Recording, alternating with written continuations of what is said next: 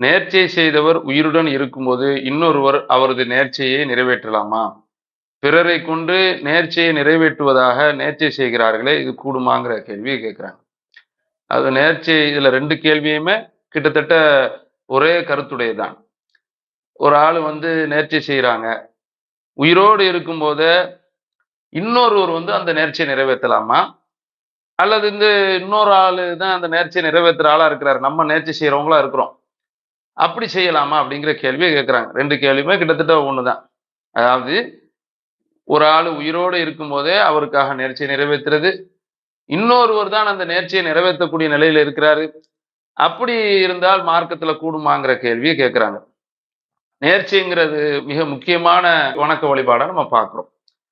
அல்லாஹ் குர்ஆன்ல சொல்லக்கூடிய சூரத்துல் இன்சான்ல சொல்லக்கூடிய வசனம் 76வது அத்தியாயம் 7வது வசனத்துல அல்லாஹ் சொல்றான். யூஃபூன பின் நதர். அவர்கள் நேர்ச்சையை நிறைவேற்றுவார்கள். சொர்க்கவாசிகளை பத்தி சொல்லும்போது, நேர்ச்சைய வந்து அவங்க நேர்ச்சையை வந்து செய்வதாக அவர்கள் வந்து நியத்து வைத்தால், அந்த நேர்ச்சையை சரியான முறையில நிறைவேற்றுவார்கள் அப்படிங்கிறத அல்லாஹ் குர்ஆன்ல சொல்றத நம்ம பார்க்கிறோம். நேர்ச்சையை நிறைவேற்றுவது என்பது சொர்க்கத்திற்கு அழைத்து செல்லக்கூடிய ஒரு காரியம். சொர்க்கவாசிகளினுடைய பண்பாக அல்லாஹ் குர்ஆன்ல சொல்றான். அதே போல புகாரில 6696வது செய்தியா பதிவு செய்யப்பட்டிருக்குது. ரசூலுல்லாஹ் சொல்றாங்க, மன் நதர ஐயுத்தி அல்லாஹ ஃபல் யுத்திஉஹு. யார் அல்லாஹ்வுக்கு கட்டுப்படுவதில் நேர்ச்சை செய்கிறாரோ அவர் அப்படியே கட்டுப்பட்டு நேர்ச்சை நிறைவேற்றட்டும். ஒமன் நதர ஐயஸியஹு. யார் அல்லாஹ்வுக்கு மாறு செய்கின்ற விஷயத்தில் நேர்ச்சை செய்கிறாரோ ஃபலா யஸி. அவர் அதுல வந்து மாறு செய்ய வேண்டாம் அப்படிங்கிறத அல்லாஹ்வுடைய தூதர் சொல்றாங்க. ஒருவர் நேர்ச்சை செய்கிறாரு, மார்க்கத்துக்கு உட்பட்டு நேர்ச்சை செய்கிறாரு. நான் வந்து அல்லாஹ்வுக்காக நான் வந்து அறுத்து பலியிடுவேன் நேர்ச்சை செய்கிறாரு. அல்லாஹ்வுக்காக ஏழைகளுக்கு உணவளிப்பேன் நேர்ச்சை செய்கிறாரு. அதல்லாம மார்க்கத்திற்கு அப்பாற்பட்ட விஷயங்களின் அடிப்படையில் நேர்ச்சை செய்கிறாருன்னு வச்சுக்கிறீங்களேன். அது வந்து மாறு செய்யக்கூடிய காரியங்களை செய்யக்கூடாது. நான் தர்காக்கு போறேன்னு ஒரு காலத்துல நேர்ச்சை செஞ்சிருக்கிறாரு. நான் மௌலிது ஓதுவேன் நேர்ச்சை செஞ்சிருக்கிறாரு. மார்க்கத்துக்கு புறம்பான காரியங்கள்லாம் இருக்கிறது. இந்த மாதிரி நான் அவுலியாவுக்காக அறுத்து பலியிடுவேன் நேர்ச்சை செஞ்சிருக்கிறாரு. அப்படி செய்யக்கூடாதுன்னு அல்லாஹ்வுடைய தூதர் சொல்றாங்க. அப்ப நேர்ச்சையினுடைய அடிப்படை இது.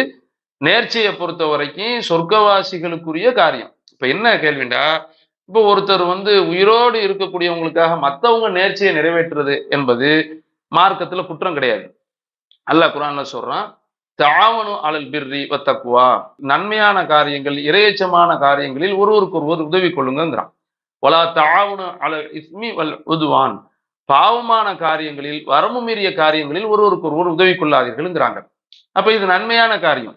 இதுல ஒருவருடைய நேர்ச்சையே இன்னொருவர் நிறைவேற்றுவது தப்பு கிடையாது. இப்ப ஒரு தாய் இருக்கிறாங்க, அவங்க செலவழிக்க முடியாது.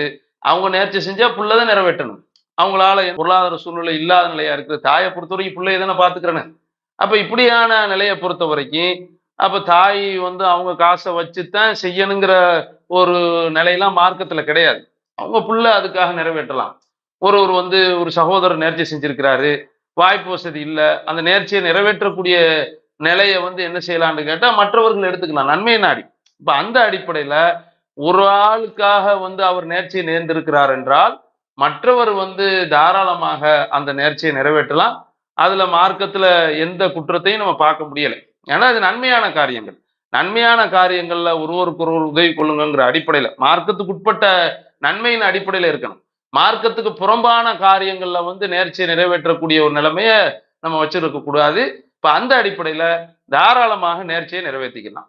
அடுத்தவர்களுக்காக அது உயிரோடு இருந்தாலும் சரி, அவங்க நேர்ச்சியை செய்திருந்தார்கள் என்றால் அந்த நேர்ச்சியை நிறைவேற்றுறதுங்கிறது மார்க்கத்துல எந்த குற்றமும் கிடையாது.